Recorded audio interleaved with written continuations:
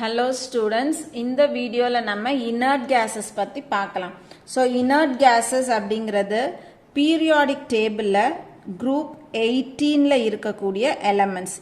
So group 18ல என்னென்ன elements எல்லாம் இருக்கு அப்படின்னு பார்த்தோம்னா helium, neon, argon, krypton, xenon, radon.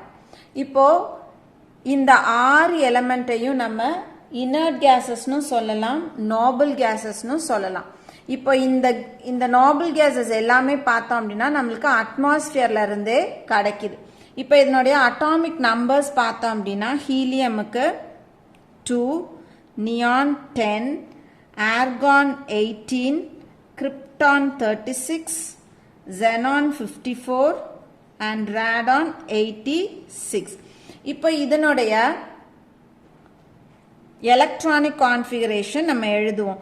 So ஹீலியமுக்கு எலக்ட்ரானிக் கான்ஃபிகரேஷன் 1s2, நியானுக்கு ஹீலியம் 2s2 2p6, ஆர்கானுக்கு நியான் 3s2 3p6, கிரிப்டானுக்கு ஆர்கான் 3d10 4s2 4p6, xenonக்கு krypton 4d10 5s2 5p6, radonக்கு xenon 4f14 5d10 6s2 6p6.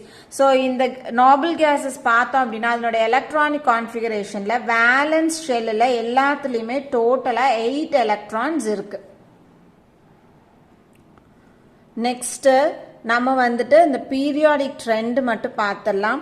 இப்போ நாபிள் கேஸஸ் மேல இருந்து கீழே வரும் பொழுது, அதாவது ஹீலியம்ல இருந்து நம்ம ரேடான் போகும் பொழுது அட்டாமிக் ரேடியஸ் என்ன ஆகுது, இன்க்ரீஸ் ஆகுது. இது வந்து ஜெனரல் ரூல் நம்மளுக்கு தெரியும். டவுன் த குரூப் வரும் பொழுது சைஸ் வந்து என்ன ஆகிட்டு வருதுன்னா இன்க்ரீஸ் ஆகுது. அதனால அட்டாமிக் ரேடியஸ் வந்துட்டு இன்க்ரீசஸ். பாய்லிங் பாயிண்ட்டும் அதே மாதிரி மேல இருந்து கீழே வரும் பொழுது இன்க்ரீஸ் ஆகுது. அடுத்தது அயனைசேஷன் எனர்ஜி பார்த்தோம் அப்படின்னா டவுன் த குரூப் என்ன ஆகுதுன்னா டிக்ரீஸ் ஆகுது.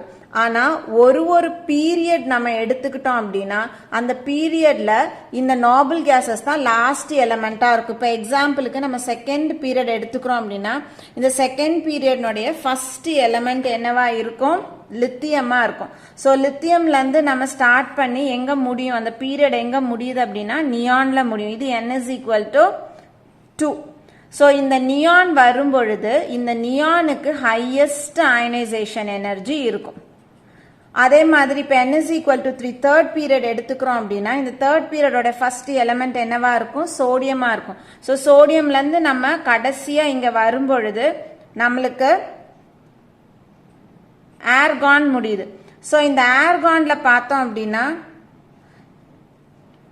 இதனுடைய அயனைசேஷன் எனர்ஜி எப்படி இருக்குதுன்னா ஹையஸ்டா இருக்கும். ஸோ ஒரு பீரியடை நம்ம பார்த்தோம்னா அந்த பீரியட்ல இருக்கக்கூடிய ஒவ்வொரு நாபிள் கேஸினுடைய அயனைசேஷன் எனர்ஜி எப்படி இருக்கும்னா அதிகமா இருக்கும்.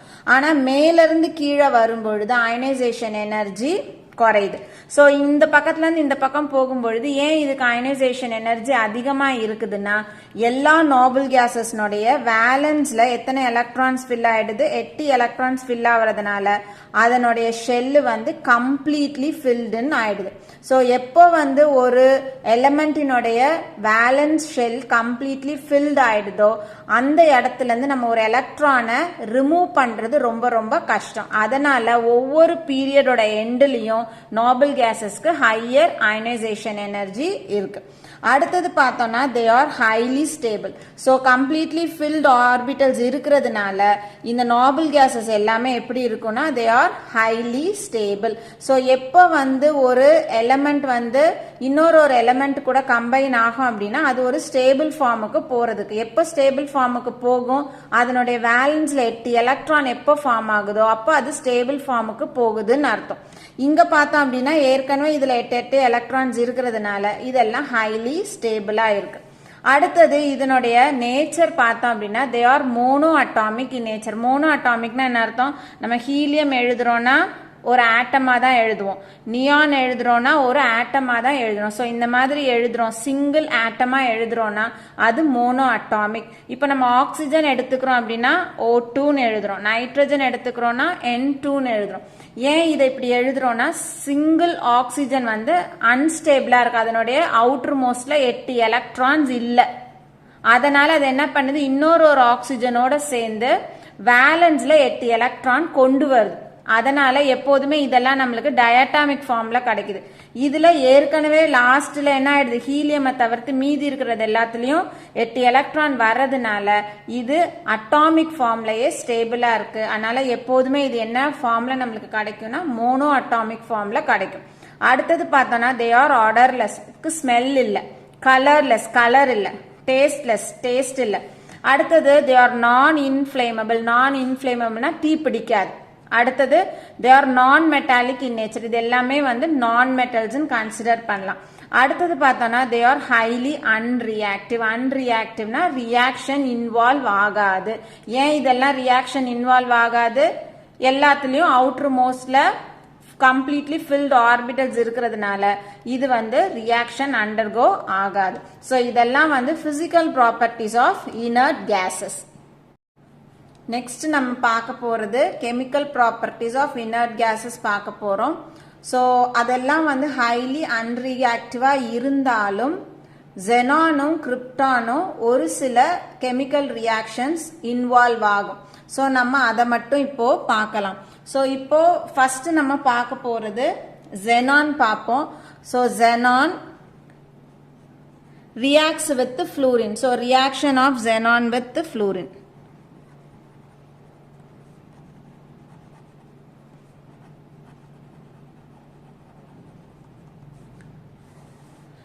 xenon வந்து fluorine கூட at different conditionsல நம்மளுக்கு different compounds ஃபார்ம் பண்ணுது.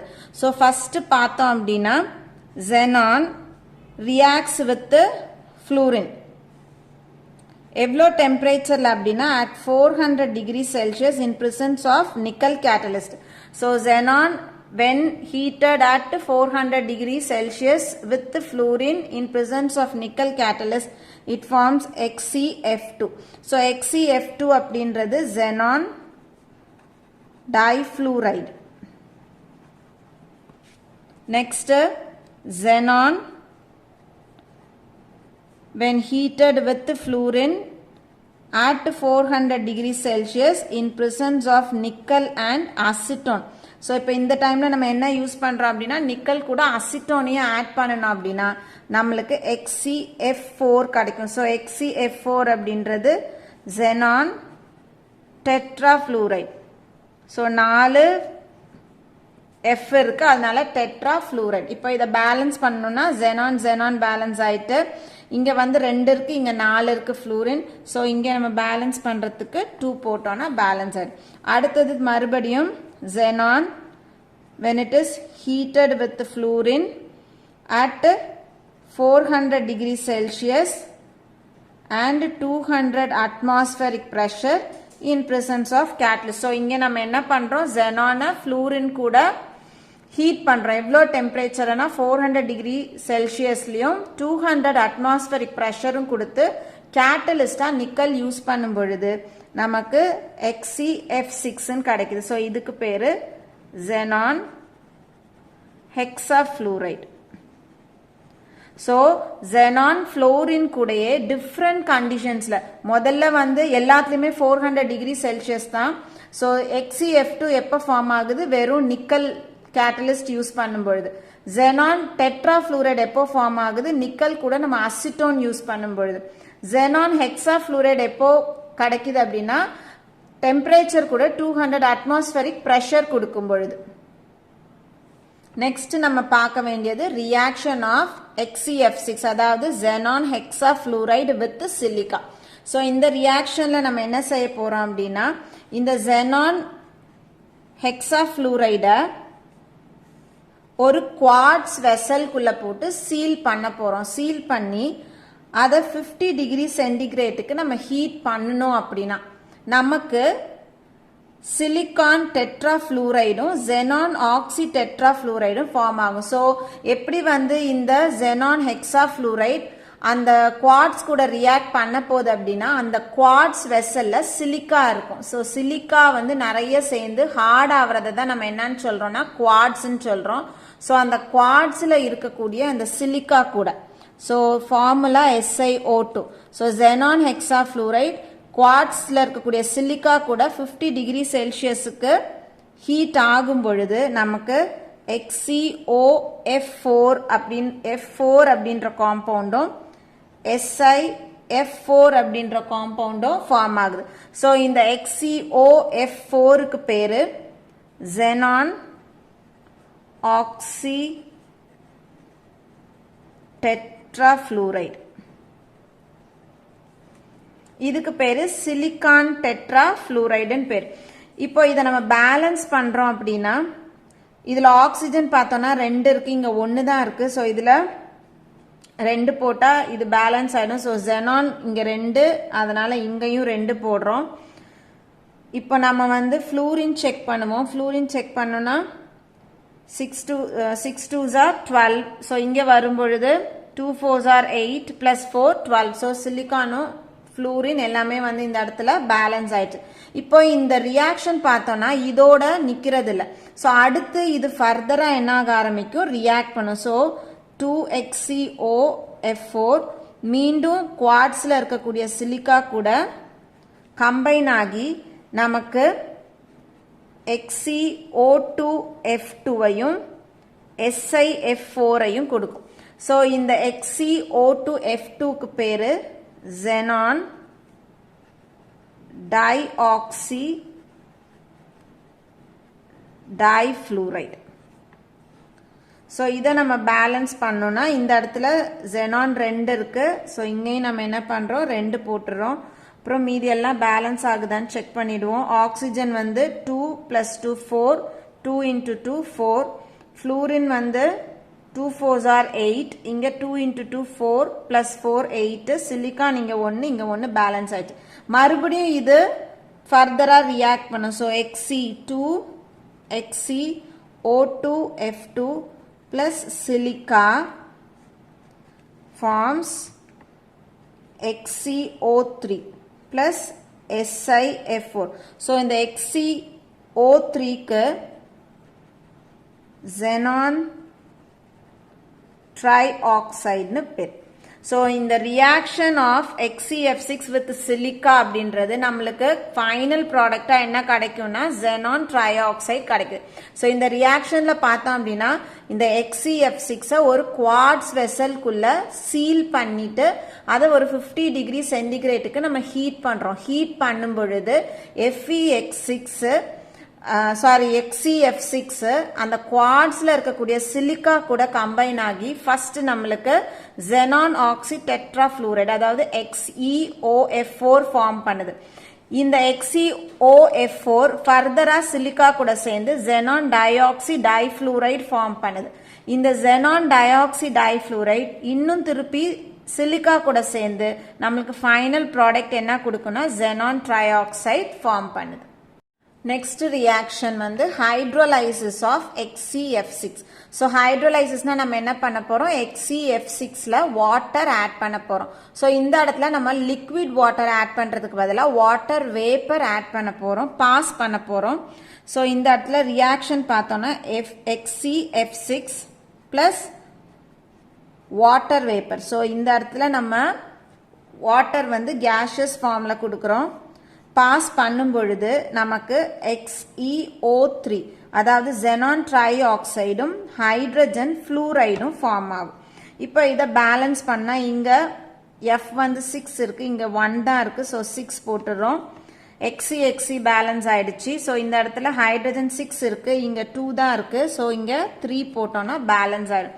ஸோ ஹைட்ரோலைசிஸ் ஆஃப் XeF6ல நம்ம என்ன பண்ண போறோம் அப்படின்னா xenon ஹெக்ஸாஃப்ளூரைட்ல வாட்டர் வேப்பர் பாஸ் பண்ணும் பொழுது நம்மளுக்கு xenon ட்ரைஆக்சைடும் ஹைட்ரஜன் ஃப்ளூரைடும் கிடைக்குது. நெக்ஸ்ட் நம்ம பார்க்க வேண்டியது reaction of xenon hexafluoride with sodium hydroxide.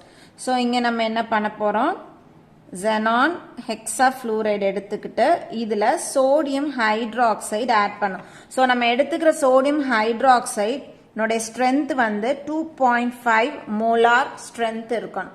2.5 molar solution of sodium hydroxide எடுத்து XCF6ல ஆட் பண்ணும் பொழுது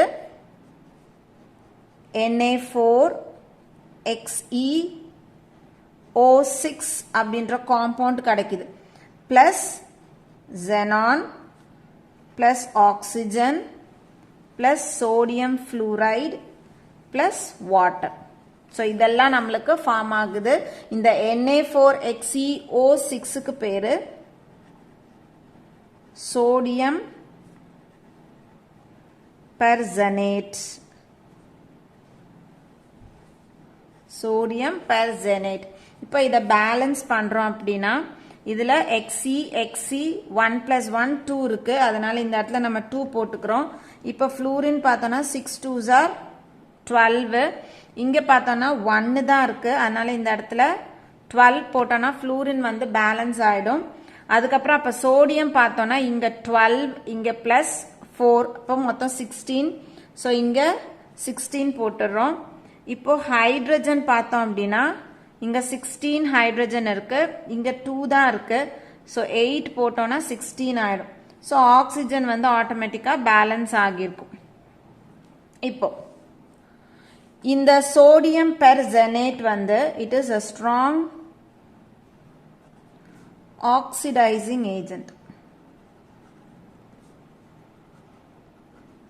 ஸோ இதனோட ஆக்சிடைசிங் ஆக்டிவிட்டிக்கு நம்மளுக்கு ஒரு எக்ஸாம்பிள் கொடுத்துருக்காங்க. ஸோ இப்போ எக்ஸாம்பிளுக்கு இதில் இருக்கக்கூடிய இந்த பெர்சனேட் அயான் இதை வந்து நம்ம ஸ்பிளிட் பண்ணணும்னா இந்த Na4XeO6 வந்து நம்ம ஸ்பிளிட் பண்ணோம்னா நம்மளுக்கு இது எப்படி கிடைக்கும்? 4Na+ ஆகவும் XeO6 4- ஆகவும் கிடைக்கும். ஸோ இந்த பெர்சனேட் ion XeO6 4-. So 5 XeO6 4- ion manganese +2 ion கூட. So இது வந்து 2 manganese plus ion கூட என்ன பண்ண போகுது அப்படின்னா ரியாக்ட் பண்ணி இந்த Mn2+ அது ஆக்சிடைஸ் பண்ண போகுது. ஸோ ஆக்சிடைஸ் பண்ணி அது நம்மளுக்கு பெர்மாங்கனேட் அயானை கொடுக்குது. ஸோ இது வந்து பெர்மாங்கனேட் அயான்.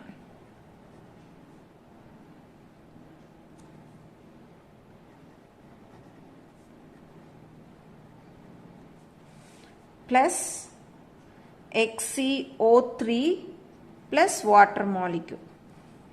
இப்போ இதை நம்ம பேலன்ஸ் பண்ணுவோம். ஸோ இதில் 5Xe இருக்கு, அதனால இங்கேயும் 5 போடுறோம். 2Mn இருக்கு, அதனால இங்க 2 போடுறோம். இப்போ வந்து வாட்டர் H+ பார்க்கணும்.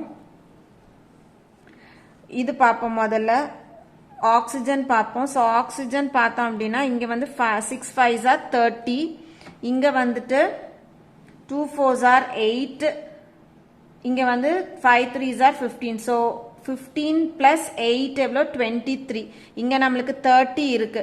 ஸோ 30 - 23 பார்த்தோன்னா 7 வேணும். இங்கே ஆக்சிஜன் 1 தான் இருக்கு, அதனால இங்கே நம்ம என்ன போட்டுக்கிறோம்? 7 போட்டோம்னா இந்த பக்கமும் இந்த பக்கமும் 30 ஆக்சிஜன் பேலன்ஸ் ஆயிடுது. இப்போ ஹைட்ரஜன் பார்த்தோம் அப்படின்னா 7 2s are 14, இங்கே 1 தான் இருக்கு, அதனால இங்கே நம்ம 14 போடுறோம். இப்போ இந்த இடத்துல நம்ம இதனுடைய ஆக்சிடேஷன் நம்பர் எழுதுவோம்.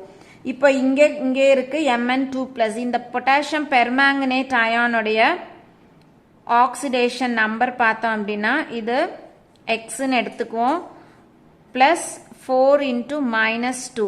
4 ஆக்சிஜன் ஒரு ஆக்சிஜனுக்கும் -2 is equal to charge -1. So X -8 is equal to -1. X is equal to -1 + 8. இந்த -8 இந்த பக்கம் வந்தா +8. So X is equal to +7. அப்போ இதுல ஆக்சிடேஷன் நம்பர் வந்து +7. ஸோ இப்போ இது என்ன இருக்கு? +2ல இருந்து +7 ஆக்சிடேஷன் ஸ்டேட்டா மாறி இருக்கு. ஸோ ஆக்சிடேஷன் நம்பர் வந்து இன்க்ரீஸ் ஆனதுனால இது ஆக்சிடேஷன் அண்டர்கோ ஆகிருக்கு. அப்ப xenon என்ன ஆகியிருக்கணும்? இதுல xenonோட ஆக்சிடேஷன் நம்பர் எவ்வளவா இருக்கணும்? இதை Xன்னு எடுத்துக்கிறோம். +6 ஆக்சிஜன் ஒரு ஆக்சிஜனுக்கு -2 is equal to -4. So X -12 is equal to -4. x is equal to minus 4 plus 12. So x is equal to எவ்வளோ வரும்னா 8 வரும். ஸோ இந்த இடத்துல xenonக்கு plus 8 oxidation number. இங்கே வரும்போது என்ன ஆயிடுது, x plus 3 into minus 2 is equal to 0.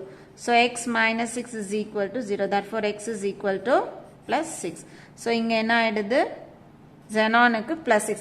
So plus 8ல இருந்து xenon வந்து என்ன ஆயிருக்கு, plus 6க்கு reduce ஆயிருக்கு. So இது என்ன ஆயிருக்குன்னா reduction undergo ஆயிருக்கு. So இந்த இடத்துல xenon reduce ஆகி manganese oxidize பண்ணிருக்கு. So இந்த மாதிரி இந்த sodium perxenate வந்து oxidizing agent யூஸ் ஆகுது. Next நம்ம பார்க்கிறது reaction of xenon with platinum hexafluoride PTF6. So reaction பார்த்தோம் அப்படின்னா xenon platinum hexafluoride ஓட சேர்ந்து நமக்கு XePTF6 அப்படின்ற ஒரு காம்பவுண்ட கொடுக்குது. இது பார்த்தோம் அப்படின்னா இது ஆரஞ்சு எல்லோ கலர் சாலிட். இது it is insoluble in CCl4 carbon tetrachloride இது insoluble. அடுத்து xenon difluoride பார்த்தோம் அப்படின்னா it forms addition products. addition productனா என்ன அர்த்தம், அப்படியே சும்மா ஆட் ஆயிக்குது, அந்த மாதிரி ஒரு காம்பவுண்ட்ஸ் ஃபார்ம் பண்ணுது. எது கூட எல்லாம் அப்படின்னா SbF5 கூடயும் TaF5 கூடயும். ஸோ xenon difluoride SbF5 கூட ஆட் ஆகும் பொழுது நம்மளுக்கு XeF2.2. SbF5 எத்தனை மாலிக்யூல்ஸ் இதில் ஆட் ஆகுதுன்னா 2 molecules ஆஃப் SbF5 ஆட் ஆகுது. அதே மாதிரி TaF5 பார்த்தோம் அப்படின்னா XeF2 கூட 2 molecules ஆட் ஆகுது. அடுத்து XeF6 அதாவது xenon hexafluorideம் போரான் கூடயும் alkali metals கூடயும் இந்த மாதிரி addition compounds form பண்ணுது. எக்ஸாம்பிளுக்கு பார்க்குறோம்னா xenon hexafluoride boron trifluoride கூட என்ன பண்ணுதுன்னா ஒரு addition compound form பண்ணுது. அதே மாதிரி metal fluorides கூட xenon hexafluoride metal fluorides கூட என்ன பண்ணுதுன்னா addition compounds form பண்ணுது. இதுல இந்த M அப்படின்றது alkali metals indicate பண்ணுது. ஸோ அடுத்து கிரிப்டானுக்கு ஒரு ரியாக்ஷன் கொடுத்துருக்காங்க. இப்போ எலக்ட்ரிக் டிஸ்சார்ஜை கிரிப்டான்லையும் ஃப்ளூரின்லையும் 183 டிகிரி சென்டிகிரேட்டுக்கு நம்ம பாஸ் பண்ணணும் அப்படின்னா கிரிப்டான் டைஃப்ளூரைட் நம்மளுக்கு ஃபார்ம் பண்ணும். ஸோ ரியாக்ஷன் பார்த்தோம் அப்படின்னா when electric discharge is passed through krypton and fluorine at 183 degree Celsius. So 183 degree சென்டிகிரேட்ல இந்த வேப்பர்ஸ்ல அதாவது கிரிப்டான் ஃப்ளூரின் கேஸ்ல நம்ம எலக்ட்ரிக் கரண்ட்டை பாஸ் பண்ணும் பொழுது இந்த கிரிப்டான் இந்த ஃப்ளூரினோட சேர்ந்து KrF2 ஃபார்ம் ஆகும், அதாவது கிரிப்டான் டைஃப்ளூரைடு ஃபார்ம் ஆகுது. அப்புறம் இன்னொரு ரியாக்ஷன் பார்த்தோம் அப்படின்னா இந்த வேப்பர்ஸ் அதாவது கிரிப்டான் ஃப்ளூரின் வேப்பர்ஸ் இன்னொரு ரியாக்ஷன் இதை irradiate பண்ண போறோம். ஸோ எதை வச்சு irradiate பண்றோம் அப்படின்னா ஆன்டிமோனி பென்டாஃப்ளூரைட். ஸோ Sb அப்படின்றது ஆன்டிமோனி, 5 ஃப்ளூரின் இருக்கு, அதனால ஆன்டிமோனி பென்டாஃப்ளூரைடு கூட இதை irradiate பண்ணணும் அப்படின்னா நமக்கு ஒரு அடிஷன் காம்பவுண்ட் ஃபார்ம் பண்ணுது. ஸோ KrF2.2SbF5 அப்படின்னு ஒரு அடிஷன் ப்ராடக்ட் நம்மளுக்கு ஃபார்ம் பண்ணுது. ஸோ இந்த ரெண்டு ரியாக்ஷன் மட்டும்தான் நம்மளுக்கு கிரிப்டானுக்கு டெக்ஸ்ட்ல கொடுத்துருக்காங்க. இதோட இனர்ட் கேசஸ்னுடைய கெமிக்கல் ப்ராப்பர்ட்டிஸ் முடிஞ்சிட்டு நம்ம அடுத்து பார்க்க வேண்டியது structure of compounds of xenon பார்க்கணும். இப்போ நம்ம பார்க்க போறது structures of compounds of xenon. So இதில் ஃபஸ்ட்டு காம்பவுண்ட் வந்து XeF2. இதனுடைய ஹைபிரிடைசேஷன் பார்த்தோம் அப்படின்னா sp3d ஹைபிரிடைசேஷன். இதனுடைய ஸ்ட்ரக்சர் அல்லது ஷேப் பார்த்தோம்னா லீனியர். இப்போ இது எப்படி இருக்குது, xenon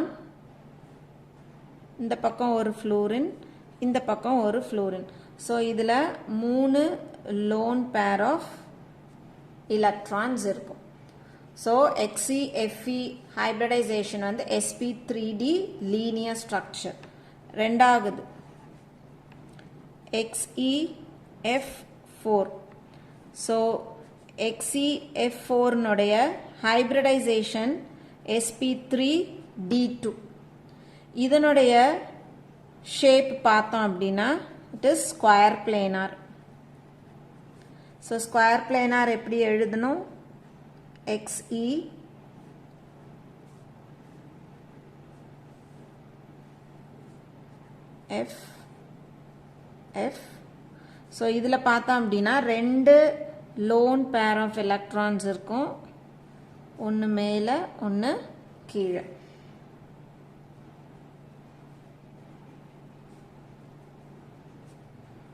ஸோ இது ஸ்கொயர் பிளேனார் ஸ்ட்ரக்சர். அடுத்து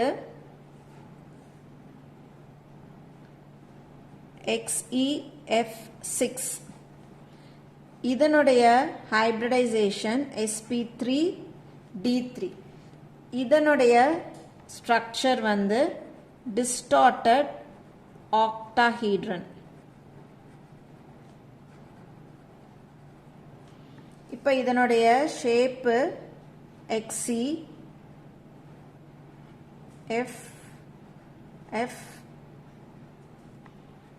ஃப்ளூரின் ஃப்ளூரின், மேலே ஒரு ஃப்ளூரின், கீழே ஒரு ஃப்ளூரின். இப்போ இதில் பார்த்தோம் அப்படின்னா ஒரு லோன் பேர் ஆஃப் எலக்ட்ரான் இருக்கும். ஸோ இது வந்து ரெகுலர் ஆக்டாஹீட்ரன். இந்த மாதிரி இருந்துச்சுன்னா இது ரெகுலர் ஆக்டாஹீட்ரன். இதில் ஒரு லோன் பேர் ஆஃப் எலக்ட்ரான் இருக்கிறதுனால இந்த ரெகுலர் ஆக்டாஹீட்ரன் கொஞ்சம் டிஸ்டார்ட் ஆயிடுது. அதனால இந்த ஷேப்பை நம்ம டிஸ்டார்டட் ஆக்டாஹீட்ரன் சொல்றோம். அந்த லோன் பேர் ஆஃப் எலக்ட்ரான்ஸ் இப்படி இருக்கும்.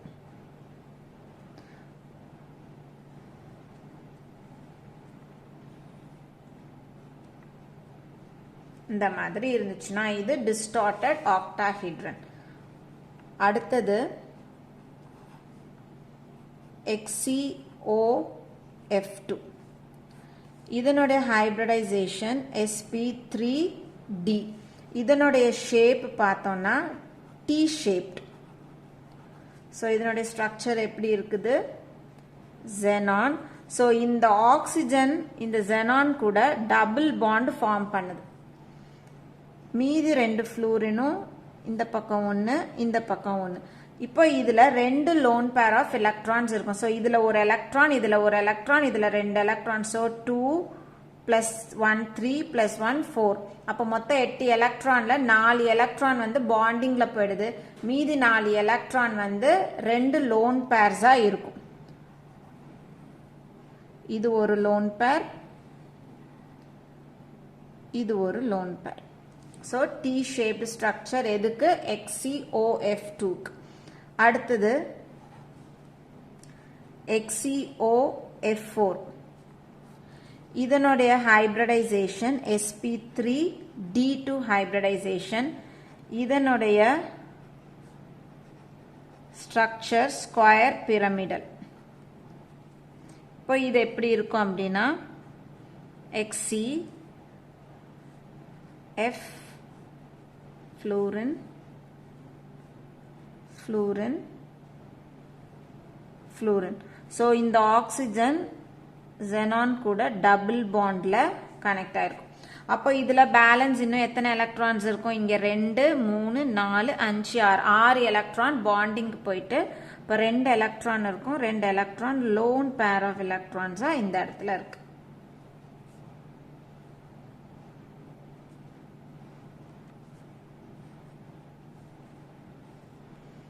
இது ஸ்கொயர் பிரமிடல்.